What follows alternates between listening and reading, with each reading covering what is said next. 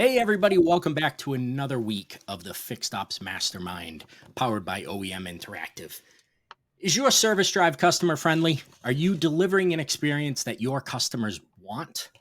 This week, my guests, Greg Uland and Jeremy Stevens, are here to talk about the current state of service drives, what customers expect, and what is coming in the future. This episode of the Fixed Ops Mastermind podcast is brought to you by is powered by OEM Interactive. It is brought to you by Parts Edge.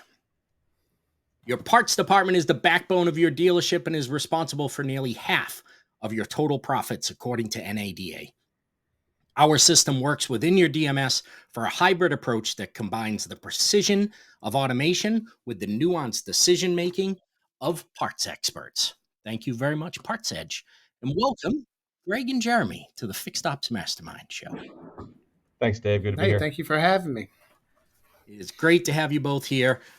Two guys that know a whole lot about service drives, and so the show is broken up into three segments. Segment one is what do they want? We'll talk about what we think people actually want in a service drive. Segment two is technology and people, and segment three we're going to talk about the future. And so let's get started with what do they want? An open question for either one of you. Do we even understand what a customer wants in a service drive in a dealership?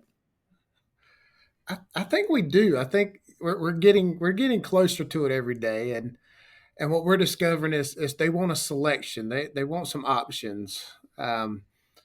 Yeah, sometimes they want their vehicle picked up from their house. Sometimes they want to drive it in and take it home and a loaner car. Some people like to set up in our waiting room and do some work, and then where I come in at Bozard is we just take service to them. So I think our customers like choices. It's just not a one fix all kind of situation. Well, and I think that can also it's not even a per customer basis. I think it's a per situation basis, right? Like, what's the repair? How long is the repair going to take? An individual. It's easy for us to say, well, Dave, he really likes to drop his car off and wait, but today Dave's got to go pick up his kid from soccer practice. So today Dave doesn't want to drop his car off and wait, right? He needs a ride. So I think it's per situation too. So having somebody that's really in tune to that with each customer is important. Yeah, I think that's a great distinction there, Greg. Is for the customer, I may be that customer that comes in and usually waits. I may be the customer that comes in and just has already made an appointment online, drops the keys, and says, "Hey, I made an appointment online. All the information's there. I'm detailed about it." But maybe I have a noise that I couldn't describe online, and so this time I need to talk to somebody. I need to spend a little more time. In which case, we need to be able to adapt, right, to what that customer wants. I had a recent interaction with a valet at the hospital. So pulled up to the valet area. Very friendly gentleman came over, and the first thing he said, he said hello, first of all, but then he said, "Have you ever used our service before?" And I said, "I have never used this valet before." And he said, "Well, first of all, welcome.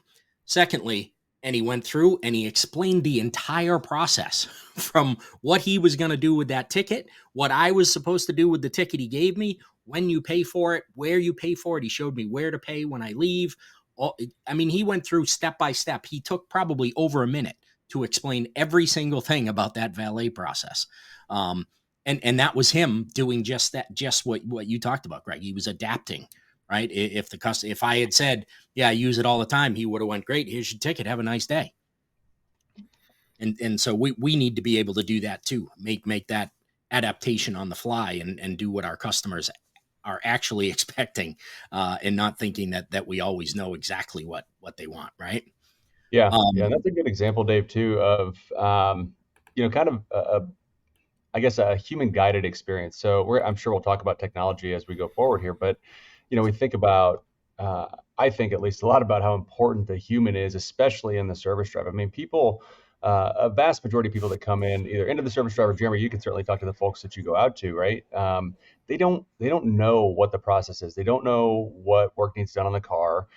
They don't know what's wrong with the car. They don't know how long it's going to take. They don't know if they're going to have to, if the dealership's going to have it overnight because we need to order parts, or they just don't know. So setting those expectations up front and taking the time to do that makes a big difference in the entire interaction, right? If you set the expectations up front properly, or even maybe you overextend them a little bit and say, this could take this long. It just puts them in the right frame of mind, so then you can delay them if you beat those expectations.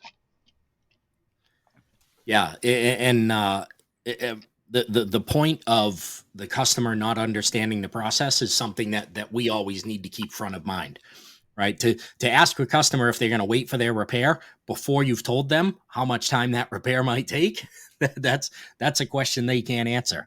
That's a friend texting you and saying, "What are you doing on Saturday?" Right? You're not going to answer that question until you know what they expect of you. Could be going to a concert, could be moving them out of a house. So we need to make sure they understand the process. Yeah, Jeremy, how do you guys handle that? Kind of setting expectations up front when you're, working with customers. How do you handle that initial expectation setting? So we try to set it right when they're there up front, especially in our service drive. Let them know the process in it. But a lot of times, and it's a case by case scenario. It's definitely everybody's in a certain situation. Nobody plans for their cars to break down, and a lot of times you're trying to explain it, and at that point they just don't care. They just want to get in a car and get going so they can go on with their life. So it's like what we were saying earlier. You kind of have to adapt to that customer, how they are, because we do a lot of personality tests and stuff like that through DIST analysts, and you have to do that with your customers too. You kind of have to read in between the lines with it to see how far you want to go with it. But communication is definitely key for sure. Mm-hmm. Do you find, Jeremy, that the interactions with customers are different with your service? Your service drive is like the parking lot of their business or their home driveway, right? It's not at your store. It's amazing how customers are a lot nicer in their environment, and and I shouldn't say it that way, but it's a different experience, totally different experience. When they're talking to the technician, it's like you're talking to a whole nother customer because it's like firsthand information to the technician and stuff like that. So the interaction, I feel like sometimes when our customers come in, they got to talk to the middle person and have to translate everything. But with our technicians, they're right there on the spot.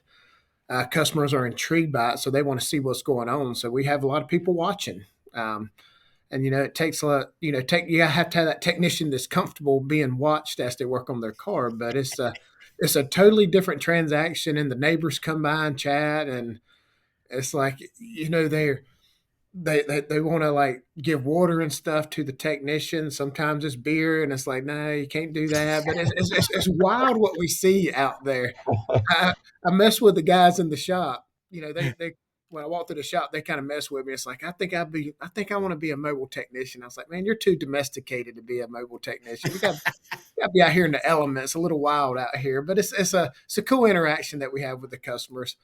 I always tell people one of our technicians got a tip from one of our customers, and it was like a fruit tree, and it was like he turned around, he rode with this fruit tree in the lap of the van, coming home with it hanging out the window. It is Florida, Jeremy. Yeah, we got some stories now, so it's pretty cool. I mean, definitely different with people watching and things. Greg, you and I were talking before we came on air about Reynolds and Reynolds just buying TSD, Yep. and I ran a Nissan store for a number of years, and just about every Nissan dealership has these massive windows that look into the shop. And when you've never been in a Nissan store, it's a little bit shocking at times where you're like, oh, man, the customers can see the entire shop here. Like you are literally always on stage, right? We tell our advisors that when you're at the desk, you're on the service drive, you're on stage. But that puts our technicians on stage the entire day, the same as yours are when they're out in their driveway, Jeremy. Yeah. It definitely is, but it brings that level of transparency also. Yeah. Because I think when customers come in, they're usually their car goes into this building that there's no eyes on it, so it's like you're not 100% sure, and it's a big investment for them just to, here's the key to my $100,000 Lincoln, and it's like you lose track of it, and when I was a technician, I couldn't stand customers watching me, but eventually I got used to it, and especially when you're doing like ball joints and stuff like that, because some of the stuff you got to do is loud, and Yeah. I used to have to talk to the customers like, hey, I'm about to make a lot of noise, and it feels like I'm damaging your vehicle, but this is the process. Yeah, watching a technician do a ball joint is like watching a video of a doctor doing one of those hip replacements. They've got the big slide hammer on the guy's hip and things, and it's the same thing. Like they're not actually hurting anything, but it doesn't always look the prettiest. So what do we think is our current state for service drive interactions right now? And what I mean by that is, are we doing a good job of adapting to those customers? Right there's every service drive is different. Up here in the Northeast, you have a whole lot of dealerships that are old dealerships. They don't even have a service drive. Right. So that's a different adaptation as to whether a customer is going to park and walk in. Some of the dealerships that have been built that they put in service drives, customers are so used to it, they park outside and walk in anyways, even when they can drive in. And sometimes they're afraid of those big garage doors, and knowing what they should do. So how how are we as the dealers adapting to our customers for service drive interactions? Well, I'll start, Jeremy, if it's all right. I got a story to share, and it's not necessarily a dealership story, but just this past weekend, I visited a hotel, and it was a pretty nice hotel. My wife and I were there, but and honestly, I got to imagine that it was a tools problem that were being provided to the people that were there. So they had this front desk staff that were happy. They had smiles on their, well, they put on a good front, I guess. I don't know if they were happy. I couldn't have been happy probably with what they were dealing with, but they were really trying, and they were doing their absolute best to make a great experience. But at the end of the day, the experience was just, it was really poor. The tools they were using, they couldn't get us a room. Once they got us a room, they put us in the wrong room. They didn't realize somebody was in a room. They thought we had checked out at one point. It was kind of a mess through the entire experience. And I was watching it, and I was watching how frustrated, because I felt frustrated, right, as the guest. But they were frustrated too, because all they wanted to do was provide a good experience, and they couldn't, because these tools were standing in their way, and they didn't have any other way to manage, me or anybody else in the hotel for that matter. So there was a high level of frustration. And when when your employees are frustrated, it becomes extremely difficult for them to delight a customer, to make a customer happy, to exceed expectations. So I do think, it's a high stress job as it is. You look at a service advisor, and they're trying to get a lot of customers through the drive. They're trying to keep everybody happy. They're trying to communicate well. They're trying to sell. So it's a high stress job, and when we don't make it easy on them, that's when I think we get into some trouble. So I don't know, Jeremy, if you have a different perspective, but it struck me really kind of square in the jaw this weekend as I was going through that, because I was like, man, this is what customers in our industry experience too, because you have great people that are trying to do the right thing, and they just can't sometimes. Yeah, it definitely is challenging, especially because in the dealership life, it's like they don't come like once every 10 minutes. They come in waves and waves of people, Mhm. and that's the hard part, is having enough staff to create those, that 7 to 8 o'clock rush when you have like 50 people come in at one time, and you're just trying to survive at that point. Um, and and it is tough. And then next thing you know, there's nothing happening. And then next wave, it's like they all wait at the McDonald's or something. It's like, hey, let's go attack the dealership at one time. But it's all the processes, and like what you were saying, the right tools. we're restructuring some stuff up here at Bozar where we're doing a very good walk around with the tablets and stuff like that, gathering information and making sure we're on point on that part. But it is a challenge because every store is different. Everybody's, we're fortunate in our main shop that we have a service drive. Our quick lane doesn't have a service drive, so it's like everything's a little different, and you had to create processes that kind of matches the facilities and the people. Yeah, it's funny, Jeremy, that there's, as I've traveled around the country training in dealerships, there's some things that are completely different in different parts of the country. The one thing that always remains the same at every dealership is that sudden rush that you talk about, and it is like they all wait somewhere and then come to the dealership. And sometimes it's even, you think they're in a Facebook chat somewhere going, let's go Tuesday. Right? You stand around Monday with nobody around. Tuesday everybody's there. Wednesday you're back to doing nothing. Well, that's when the phone's ringing off the hook too, right? So you're Yeah. talking like that as well. Absolutely. All right, so that'll round out segment one. Segment one was brought to us by IntelliCheck. Know your competition. And segment two, we're going to talk about technology and people. And so, first thing, the first thing that I want to know: do you guys think that we have introduced too much technology into the service drive? Jeremy, it was a perfect segue for that because you just mentioned that you've got them out there with iPads in the service drive. It is because sometimes I always tell people any software that we have, I feel like we only use like 20% of it. Mm-hmm. Yeah, and I think there's a big difference in going digital and having technology that can actually help, right? Because when there's a big difference between taking the process that we've always done and we're typing on a keyboard instead of using a pen and paper versus having software or technology of some kind of handle a process for us. The latter creates efficiencies. The prior, I mean, it really, at best, it stays the same and makes it digital. At worst, it can really slow you down even. So I think there's a big difference in the types of tools too that we're trying to put back there. So it matters.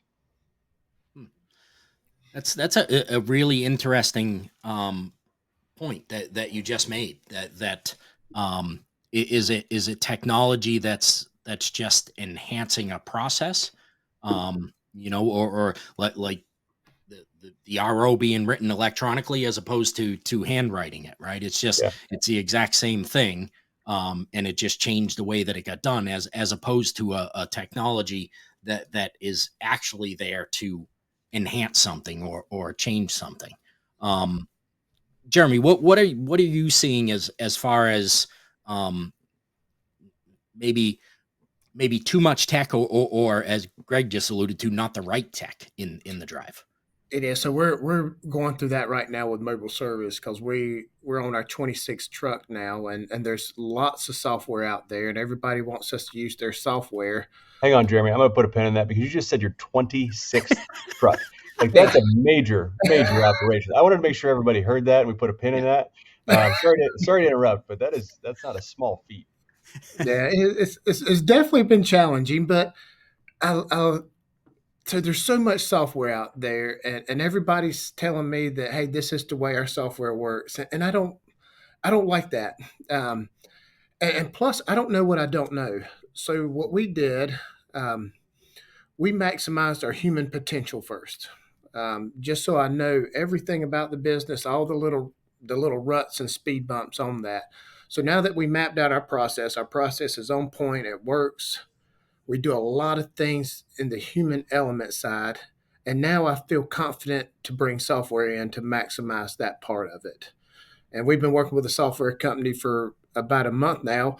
And what I love about this software company is they didn't tell me that I had to fit in their mold. They actually came down and sat with my team for 3 days and Wow. mapped out their process, and they redesigned their software for what we need it for. Mm. Um, so it kind of brings that element to it. And y'all read books like the Elon Musk book. It's like a thick book, but in chapter 46, you got to memorize chapter 46 because he went through the same thing where he thought he had to have all this tech to put his cars together. And in the end, he realized it was too much tech and he needed some human elements in there to process it through. Um, so that's the way I look. 'Cause a lot of the software, we only use a little bit of it. Um, and we just think it's a fix all. It's almost like the old snake oil stuff. It's like, oh yeah, if I had this software, my life is going to change forever. And what it does, it makes it worse because now you're paying money for it and nobody uses it because they didn't want it in the first place. Yeah. So we always kind of maximize our human element first. Yeah, I love that approach. And I mean, it's no different than what we've been guilty of as dealers in the past of forcing a customer through our process, right? Yes. It's the same thing when you're getting a software and you want the dealership to conform to what your software does as opposed to molding it to what they need. So it's a great point there. So I'm going to do the stat of the week, and I'm going to warn you ahead of time if you've been watching the Fixed Ops Mastermind.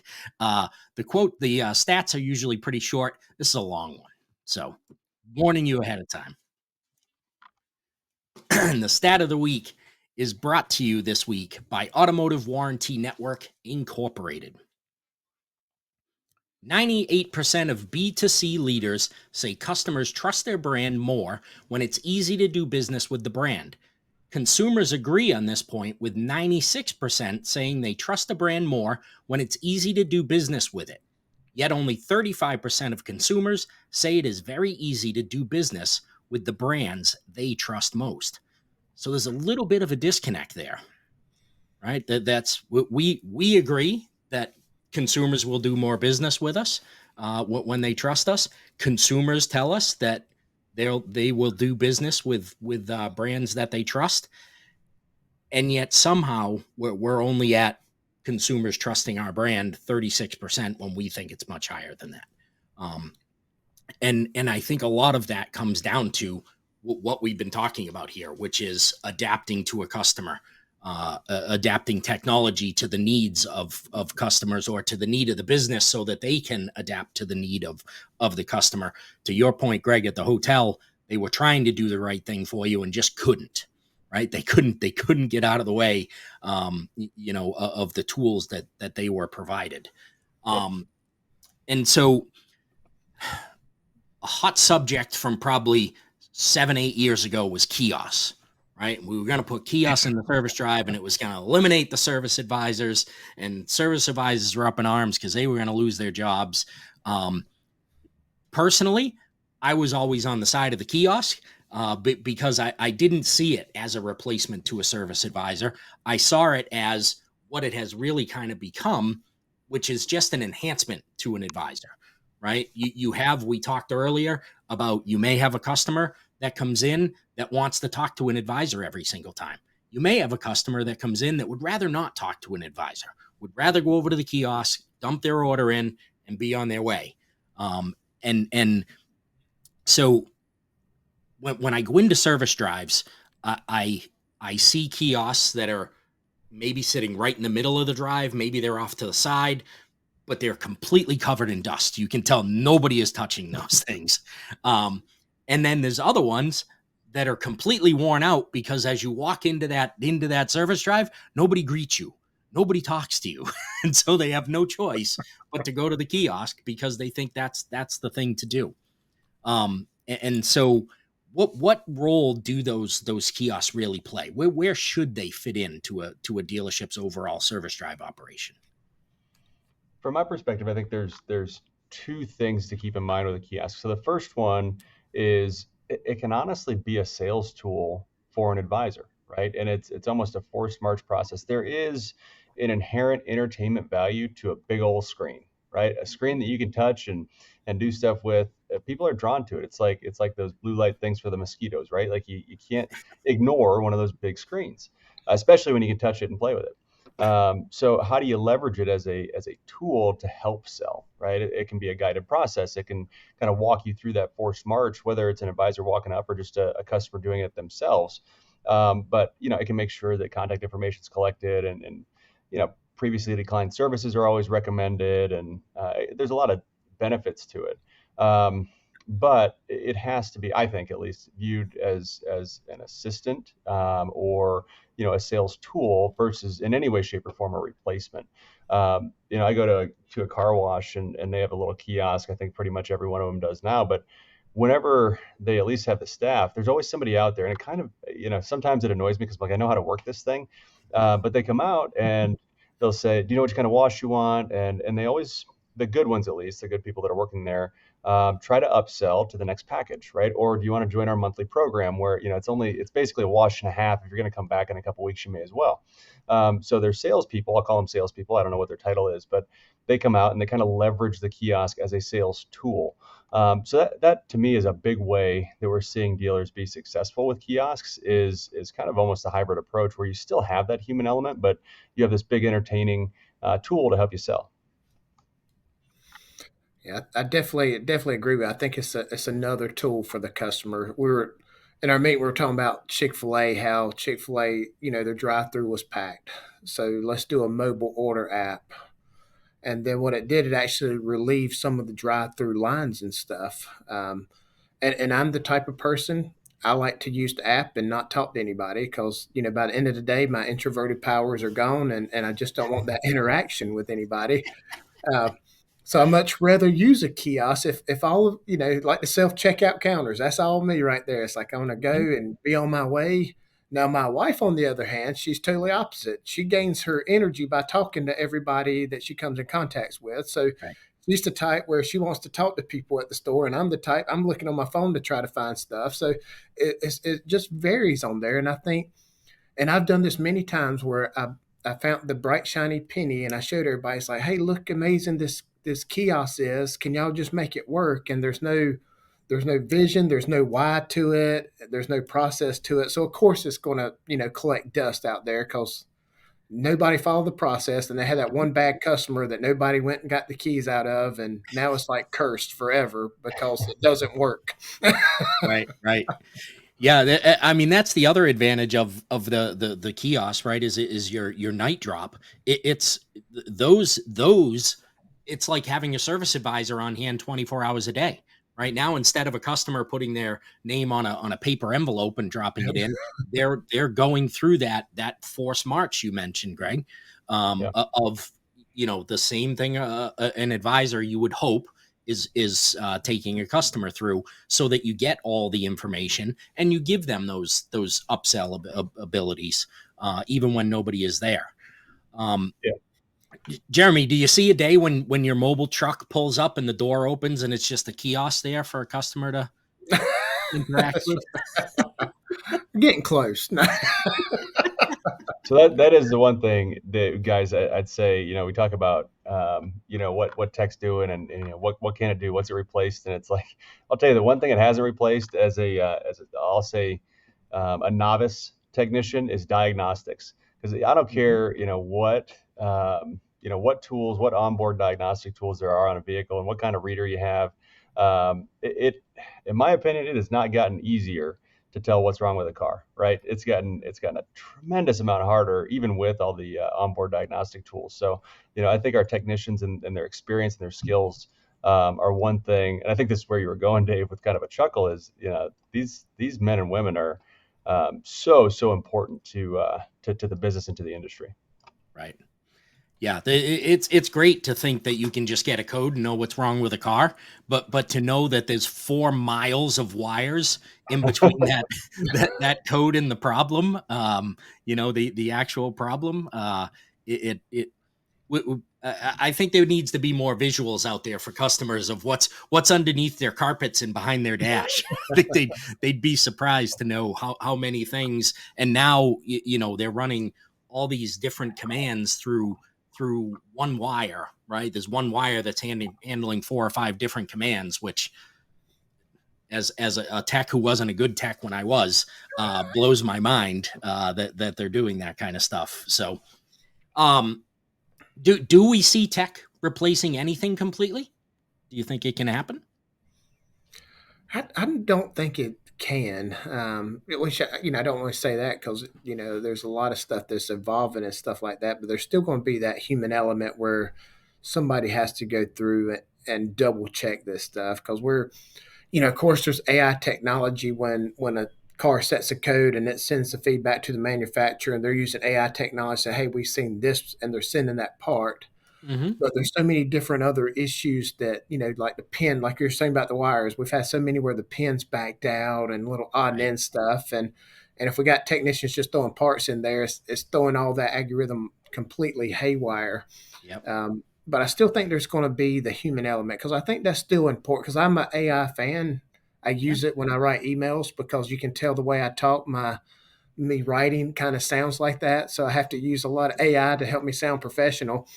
But when it comes to that customer experience side, I still think that's always going to be the human element. It's gonna win every time, that connection on that side of it, and the text. We still got to have the text in there to that actually goes in and does that part. Yeah, I mean, I think at the end of the day, the technician, at least for the foreseeable future, right? Who knows what'll happen with vehicles and the distant future, but for the foreseeable future, you're still going to have to repair and maintain vehicles, and it's going to take a person to do that.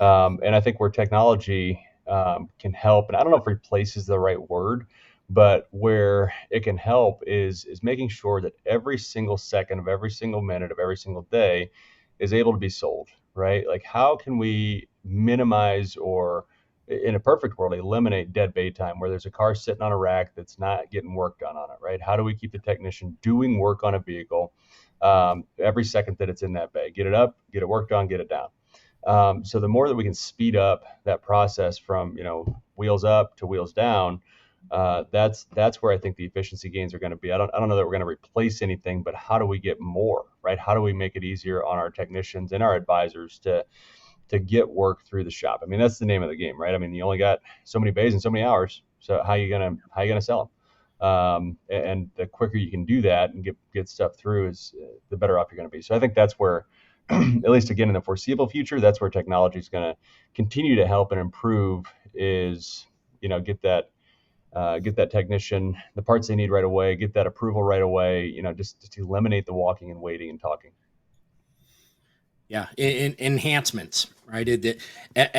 At the end of the day, it's what we've said for a long time. This is a customer relationship business.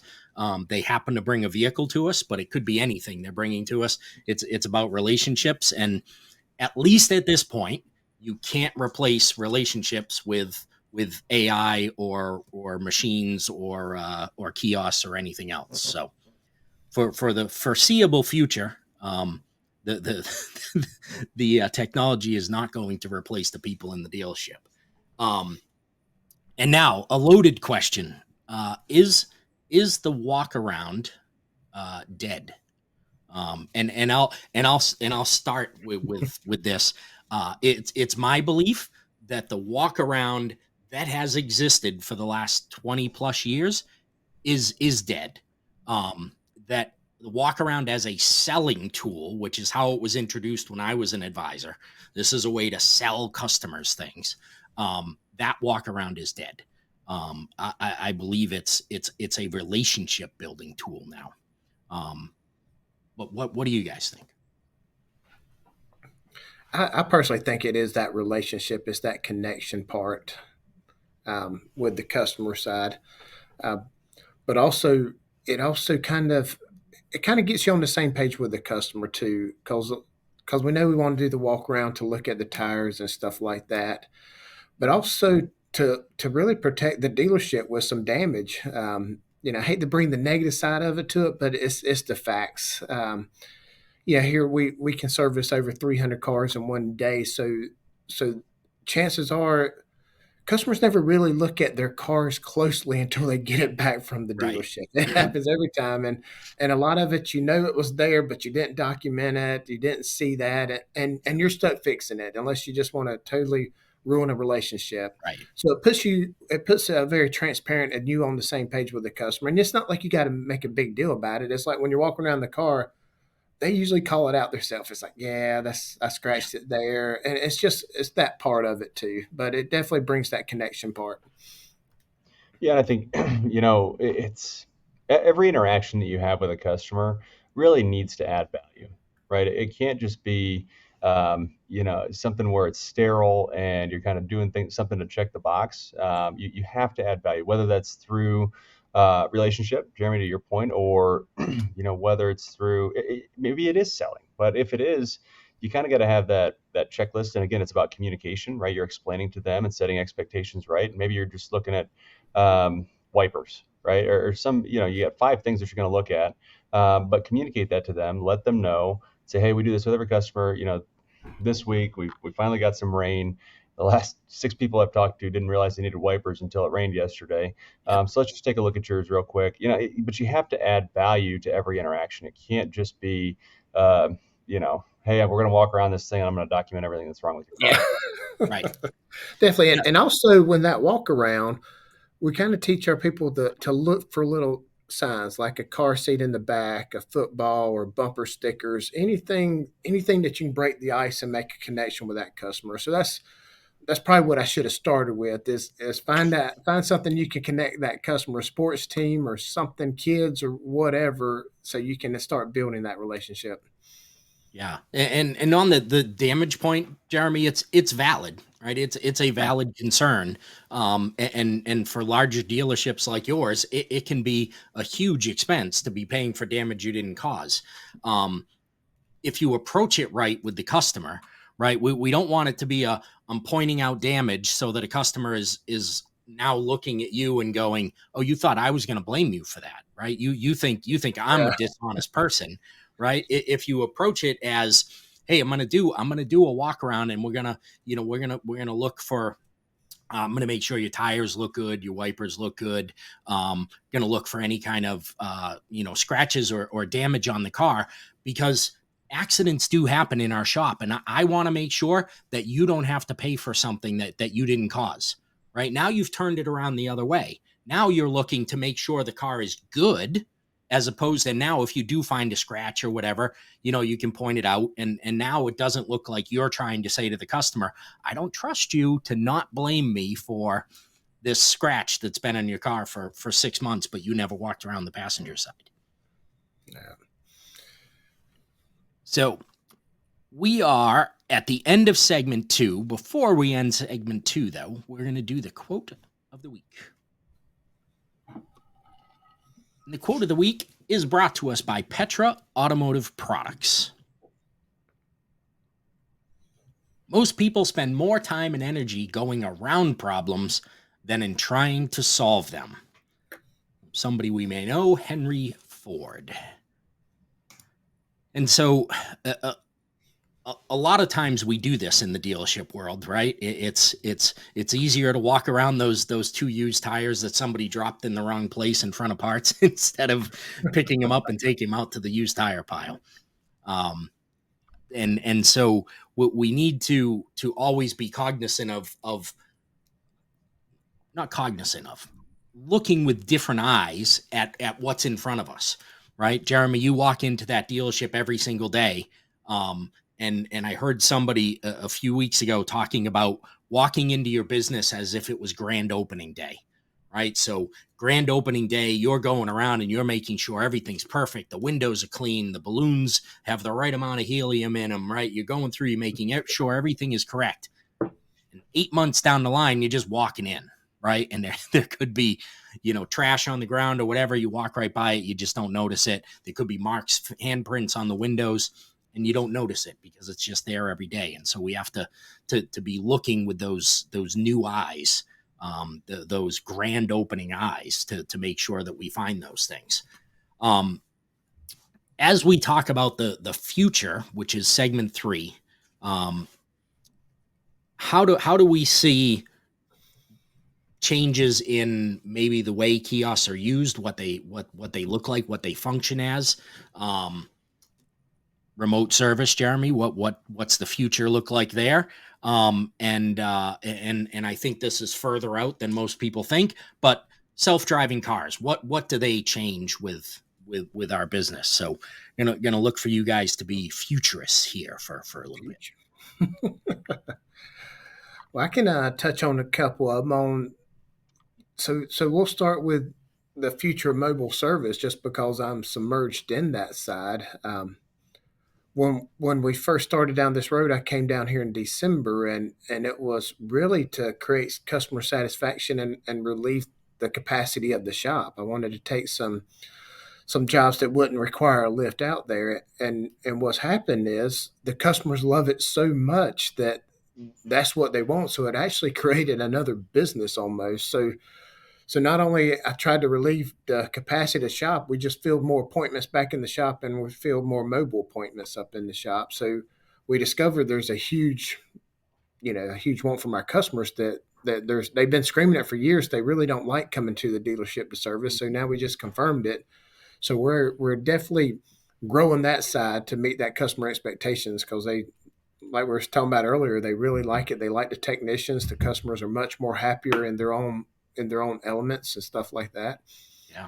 But I think as we evolve, just like you were saying in the beginning, looking at your dealership with grand opening eyes, it's the leadership's hardest thing is the consistency of doing it day in and day out, with everything bogging down on a manager's plate of the day to day fires that they're actually trying to put out. So, looking in the future and seeing what that looks like, and start developing a plan to get to that point, so you can maintain it and be consistent and put processes in place that help the employee have a voice, and have them actually fix a lot of the things. A lot of people on our team wants to win. I don't know too many employees that come to work hoping to lose. Right. But if we create an environment where they have a part in it, get everybody bought in, just like the kiosk. If you want a kiosk, that's great. If you don't, that's fine too. But if you're going to have one, get your team involved to see how it's going to work and see if they're bought into it, because you'll just be wasting time and money if they're really not bought into it, or they don't even understand why we need one. Mm-hmm. Yeah, good point. And Jeremy, I'd add to, so what you guys are doing in, beautiful St. Augustine, Florida, I think is pretty amazing. But from a mobile service perspective, I would also present that it's what you're able to do. Most dealers, or at least, a large portion of dealers, aren't going to be able to accomplish that, just because of demographics, because of location. I mean, it's difficult to do mobile service, in a parking lot or in a driveway when it's -7 with 20-mile-an-hour wind.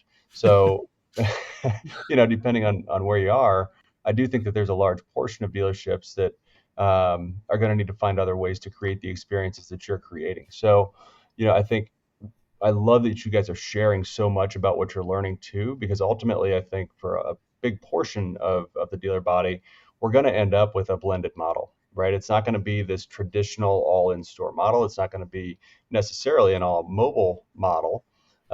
It's probably going to be some combination of the two, right? And how do we create that great experience for the customer, the great experience for our technicians and our advisors, everybody involved in the interaction? How do we create that and create that magic that you guys are doing such a great job of in your remote setting, right? In your mobile setting. How do you blend that with the in-store to make sure that we're delivering that kind of wow experience for every customer? And they probably won't come in and offer your tech a beer in the store, but that same kind of mentality where they feel a connection and they appreciate that the person's working on their vehicle, and they appreciate that maybe you took them home, or whatever the case is. So I think that blended model is really what we're gonna see. And again, I love what you're doing, and for you guys, I think you continue running down this mobile path, and it's gonna work for you. It's obviously working for you. You got 26 trucks, but being able to pull a lot of what you've learned through this experience for other stores to either do the same thing or put it into a blended model, I think will be really important in the future. Yeah, it's an excellent point that the blended model is probably, I think, for most things in our lives, that's the way most things end up, right? It's typically not a black or white issue. Years ago, when Brian Benstock up at Paragon Honda was starting with pickup and delivery, and everybody was like, "This is the greatest thing in the world," it was for that market, right? And to your point, Greg, the outside remote work in New England doesn't work quite as well as it does down in Florida. And pickup and delivery doesn't work as well outside of that market that Brian has there. Not to take anything away from what you guys are doing with 26 mobile trucks or what Brian did with pickup and delivery, still takes a huge amount of work to make it work and planning to put it together. Um, just to your point, Greg, doesn't work everywhere. And so, just like this show, you're not going to take and implement every single thing that the three of us said, right? You're going to pick and choose your pieces that you want to work with, and use those in your store, or maybe it's even just a piece of something that we said that hopefully gets you to look at something different and changes an experience for your customers. Um, so how does excuse me, how do we stay in touch with what our customers want? Obviously, there's manufacturer surveys out there, right? That I don't think that's the way we really want to get our feedback from our customers. I think we'd like to be a little more ahead of the curve than that. That's a lag metric that you don't want to be the bottom of. And so what tools should we be using to stay in touch with our customers? Well, I'm thinking they'll tell you, and most of the time they're telling everybody in the store and their friends and everything. So it's pretty much the tools are just your ears. Hmm.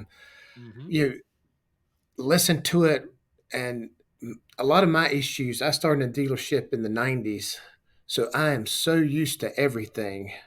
So it's just my normal way of life. Yep. But like my cousin, he has no idea what goes on, so he looks at it totally different than I do.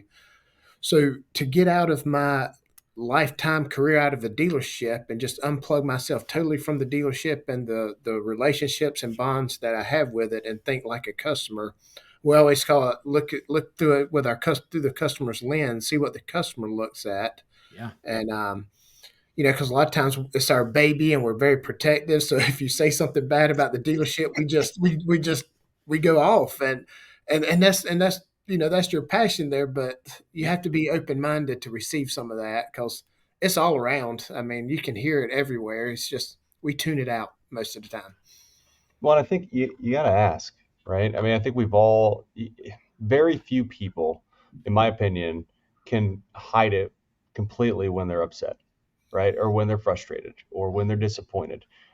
You get a sense for it, right? You guys have been doing this for a long time, right? When you're in a customer service business, you kind of know when you didn't make somebody really, truly happy. You might not know if they were just, okay, because they're going to smile and they'll be on their way.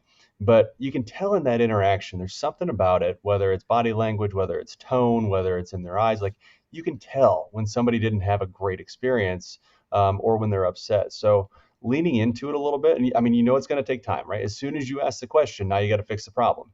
But you have to, I think, empower your service advisors to do that, empower your service managers to do that, and be willing to take the time to fix those things, address those things, and then you can learn from those experiences. So it's a double-edged sword, right? Where as soon as you ask the question, you better be prepared to fix whatever the issue is. But if you're willing to ask the question, you're going to learn a lot. Yeah. And you're right. If you're going to ask the question, you are going to learn a lot, and you do need to actually act on that, right?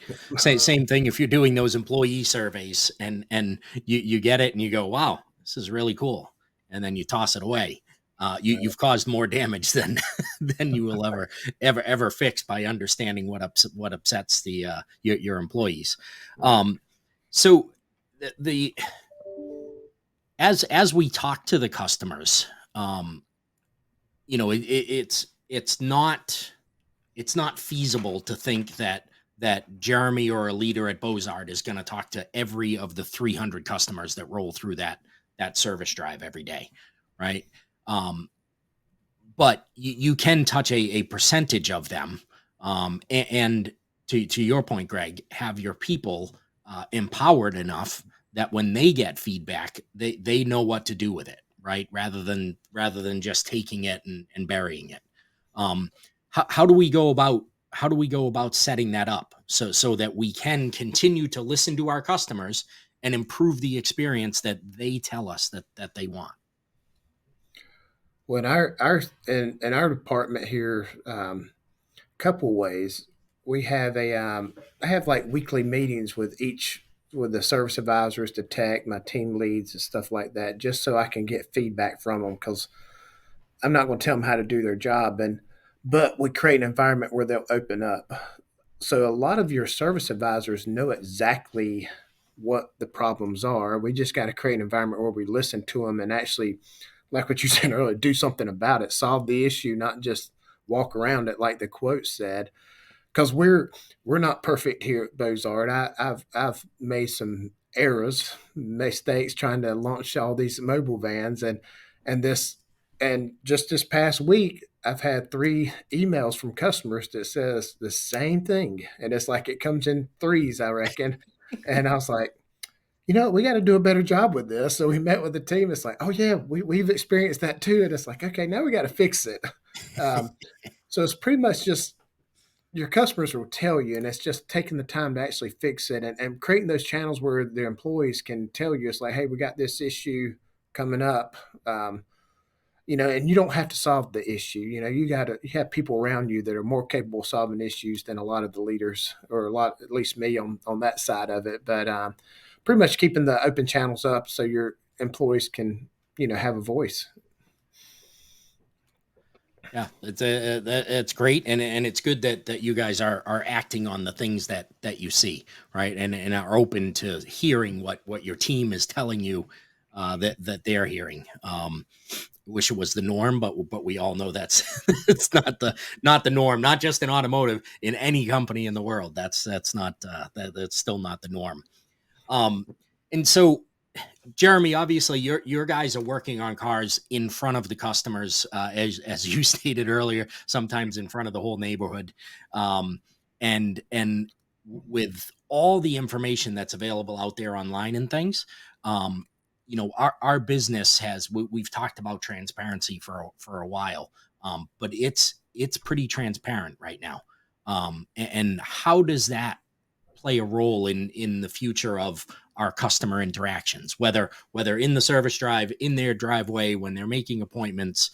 How does that increased transparency that customers have into the business play a role in what we're going to see in the future? I think they're going to want more of it. It actually helps. It helps the customer understand what you have to go through to check certain things.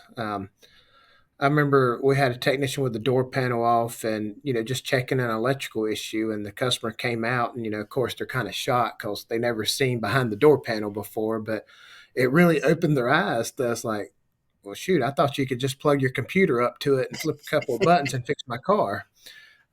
So that transparent is it's actually very good because they're seeing the struggles of the technician. That they're Hmm. realizing that it's not they're plugging something up that's going to tell them what's wrong with it. They actually have to take stuff apart and do some testing and stuff like that. So from that side, I see it benefiting us, just because they're knowing that when they come into service drive, they think every job takes 30 minutes. Don't matter what it is, it's 30 minutes. Right. You can do everything under the hood in 30 minutes, and it's not the case. So it's definitely evolved into that part, giving a little bit more understanding, with the technicians and stuff like that.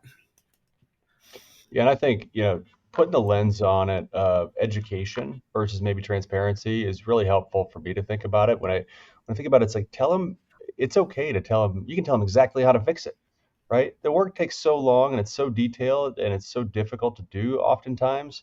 They're never going to do that work. But when they understand it and they feel better about the fact that, you know what you're talking about, right? And they understand that it's a task to get it done. It's a lot of work to get it done.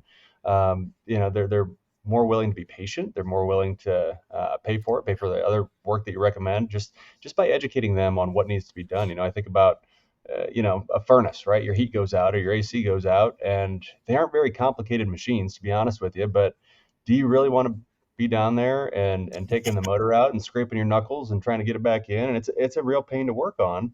So yeah, I mean, this is what's wrong. This is what you can do.